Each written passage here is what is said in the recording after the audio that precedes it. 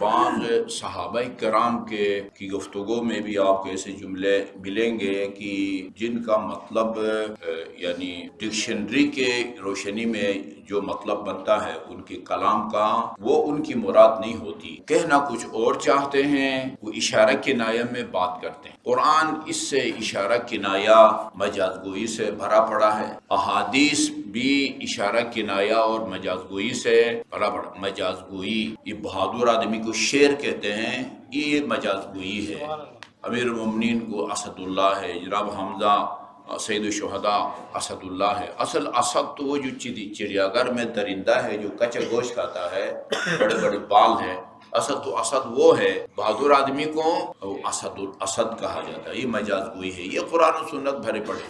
یاد ہوگا آپ کو، پہلے میں یہ بیان کر چکا ہوں کہ رسول خدا نے اصحاب کی موجودگی میں فرمایا تھا کہ تم میں سے کون ہے جو پورا سال روزہ رکھتا ہے؟ سلمان نے کہا میں سارا سال۔ کون شب بیداری کرتا ہے، ہر روز شب بیداری کرتا ہے؟ اس کے جواب میں بھی سلمان نے کہا میں شب بیداری۔ سلمان فارسی بہت بڑی شخصیت ہے، جنت اس کی مشتاق ہے۔ اچھا کہا کہ اس کے لیے بھی کہا کہ انا یا رسول اللہ۔ اچھا کون ہے جو روزانہ قرآن ختم کرتا ہے؟ اس کے جواب میں بھی کہا انا یا رسول اللہ۔ بعض اصحاب نے، حاضرین میں سے انہوں نے محسوس کیا اس کو، یہ سراسر جو ہے نا جھوٹ بول رہا ہے، غلط بیانی کر رہا ہے۔ کہا کہ یہ ایسی قریش پر فخر کرنے کے لیے جو ہے نا یہ عجم اس طرح کی باتیں کرتا ہے۔ یا رسول اللہ، ہم نے اس کو کئی دفعہ دن میں کھاتے ہوئے دیکھا ہے، یہ کیسا کہتا ہے میں سارا سال روزہ رکھتا ہوں؟ رات کو ہم نے اس کو سوتے ہوئے دیکھا ہے، رات کو کیسا کہتا ہے یہ میں شب بیداری کرتا ہوں؟ اچھا وہ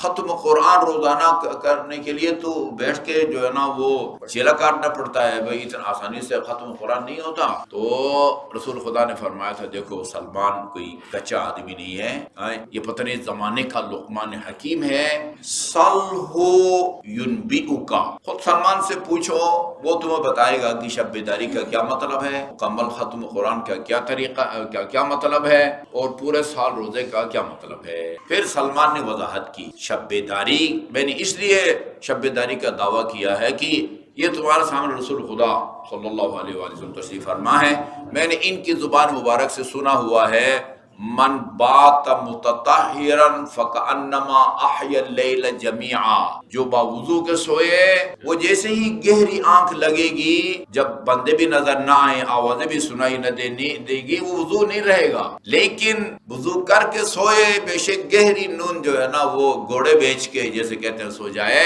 اس کو شب بیداری کا ثواب ملتا ہے۔ اس لیے میں نے دعویٰ کیا ہے میں بلا ناغا وضو کر کے سوتا ہوں۔ ختم قرآن کا میں نے دعویٰ اس لیے کیا ہے کہ میں نے اسی رسول خدا صلی اللہ علیہ وسلم سے سنا ہے کہ جو ایک مرتبہ سورہ توحید کی تلاوت کرتا ہے اس کو 1/3 یعنی 10 سپارے قرآن کی تلاوت کا اس کو وہ ثواب ملتا ہے۔ میں بلا ناغا دن میں 3 دفعہ سورہ قل هو اللہ کی تلاوت کرتا ہوں۔ اچھا جی، سال بھر روزے، اس کا اتنا بڑا دعویٰ تم نے کس طرح کیا؟ سال بھر روزے رکھتا ہوں۔ کہا دیکھو یہ قرآن کی آیت پر میں ایمان رکھتا ہوں، من جاء بالحسنۃ فلہ عشر امثالھا، جو کوئی ایک نیکی بجا لاتا ہے اللہ اس کے نامہ اعمال میں یہی ایک نیکی نہیں لکھتا، جیسی نیکی اس نے جو بجا لایا ہے نا ویسی ہی 10 نیکیاں اس کے نامہ اعمال میں لکھتا ہے۔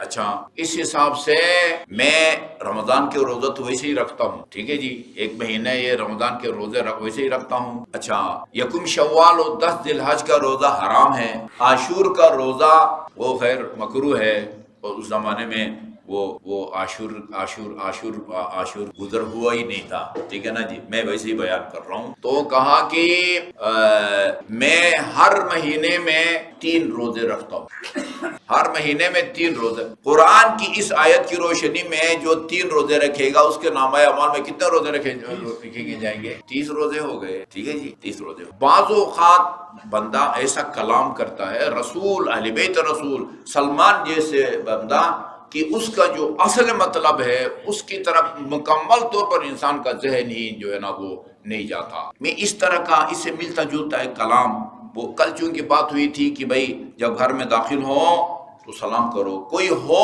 یا نہ ہو گھر میں سلام کرو، ہاں اچھا اگر نہ ہو تو یہ کہو السلام علینا یا ربنا، اور پھر قل ہو اللہ کی تلاوت کرو، تمہارے گھر سے فقر، تنگ دستی اور غربت دور ہو جائے گی۔ افشاء السلام، اس کی مناسبت سے ایک اور روایت، اس کو بھی آپ بریکنگ نیوز سمجھیں، ایک اور روایت جو بہار الانوار کی جلد نمبر 1 میں ہے، وہاں سے میں نوٹ کر کے لایا ہوں۔ اچھا، اس میں یہ بھی امام ابو بصیر سے پہلے علی ابن ابی حمزہ ہے، وہ ابو بصیر سے، ابو بصیر امام جعفر صادق علیہ السلام سے، وہ اپنے آباء و اجداد سے، امیر المومنین سے، اور رسول امیر المومنین نے فرمایا قال رسول اللہ صلی اللہ علیہ وآلہ وسلم ان فی الجنت غرفا یرا ظاہرها من باطنها و باطنها من ظاہرها۔ غرفہ ہمیشہ بالائی منزل کے کمرے کے لیے بولا جاتا ہے عربی میں، حجرہ بھی کمرے کو کہتے ہیں، غرفہ بھی کمرے کو کہتے ہیں، یعنی گراؤنڈ فلور پر جو کمرہ ہے اس کے لیے غرفہ استعمال نہیں کرتے ہیں، غرفہ بالائی منزل میں جو کمرے ہیں اس میں ہوتے ہیں۔ اچھا، ان فی الجنت غرفہ، جنت میں کچھ کمرے ہوں گے اوپر کی منزلوں میں، جس کے اندر سے باہر کے لوگ نظر آئیں گے اور باہر کھڑے لوگوں کو اندر بیٹھے ہوئے لوگ نظر آئیں گے۔ ہاں، اب وہ شیشے کے بنے ہوئے ہوں گے یا پتہ نہیں وہ اس کے بنے ہوئے ہوں گے۔ اچھا جی، یورا اندر سے جو ہے نا وہ باہر کی چیزیں نظر آئیں گی، اور باہر سے اندر سے باہر کی، باہر کے اندر سے چیزیں نظر آئیں گی۔ اچھا جی، یسکنھا من امتی، میری امت میں سے ان حجروں میں ان کو جگہ دی جائے گی جو یہ درج ذیل 4-5 کام دنیا میں پابندی سے کرتے ہوں۔ یسکنھا من امتی من اطاب الکلام، جو ہمیشہ پاک اور پاکیزہ گفتگو کرے، ہمیشہ پاک اور پاکیزہ گفتگو کرے، وَأَطْعَمَ الطَّعَامَ، کھانا کھلائے، لوگوں کو کھانا کھلائے۔ وہ روایت بھی میں آپ کو سنا چکا ہوں، مسجد امام صادق میں مجلس پڑھنا میرے لیے بہت مشکل ہو جاتا ہے، ٹھیک ہے نا، خطبے میں مجالس میں بیان کر چکا ہوتا ہوں۔ اچھا، پھر کوشش ہوتی ہے کہ کوئی نیا نکتہ بیان ہو، اچھا، لیکن اچھا جی، کھانا کھلاتا ہو، وہ افشا السلام، یہ افشاء السلام، سلام کو عام کرتا ہو، سلام کو، ان اللہ یحب افشاء السلام، اللہ تعالیٰ افشاء السلام سے ان کو دوست رکھتا ہے، اس سے محبت کرتا ہے۔ میں نے یہ روایت پڑھی ہے، آپ حضرات نے بھی پڑھی ہوگی اور سنی ہوگی۔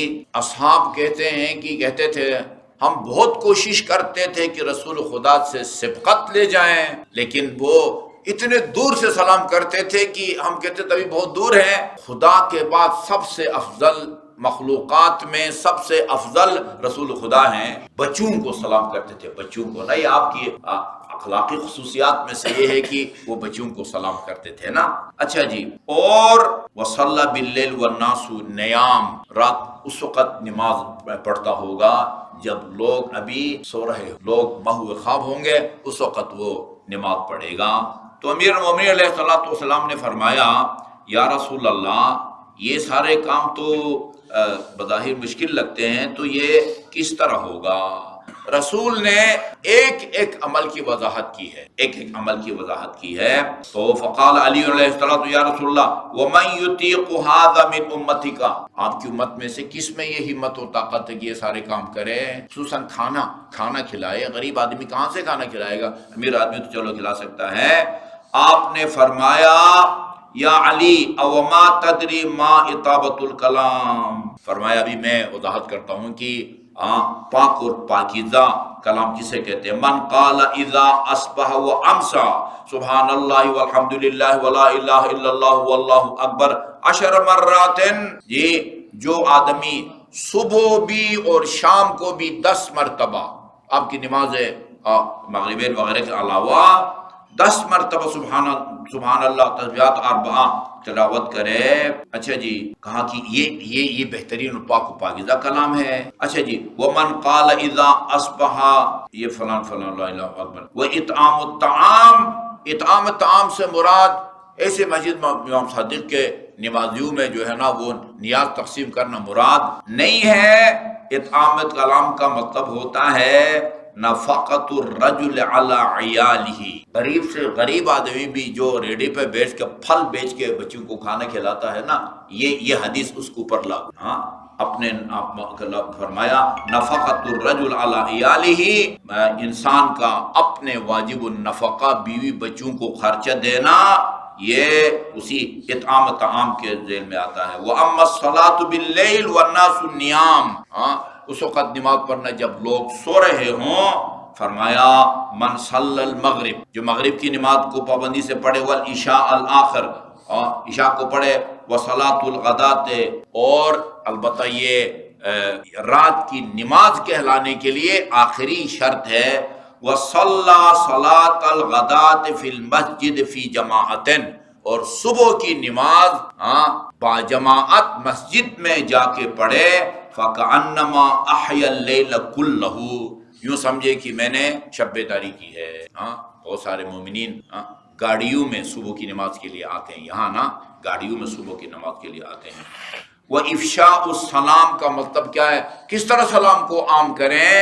سلام کو عام کرنے کا طریقہ یہ ہے کہ لا يدخل بالسلام علی احد من المسلمین، کسی بھی مسلمان سے ملاقات ہو یا اس کے پاس سے گزرے، سلام کرنے میں بخل نہ کرے، حتیٰ بچوں تک وہ رسول خدا صلی اللہ علیہ وسلم صلوات کرتے تھے۔ اللہ کا پسندیدہ کلام وہ سلام کو عام کرنا ہے۔ اللہ تعالی ہمیں ان صفات کو حاصل کر کے ان کمروں میں اپنا جگہ حاصل کرنے کی توفیق عطا فرمائے۔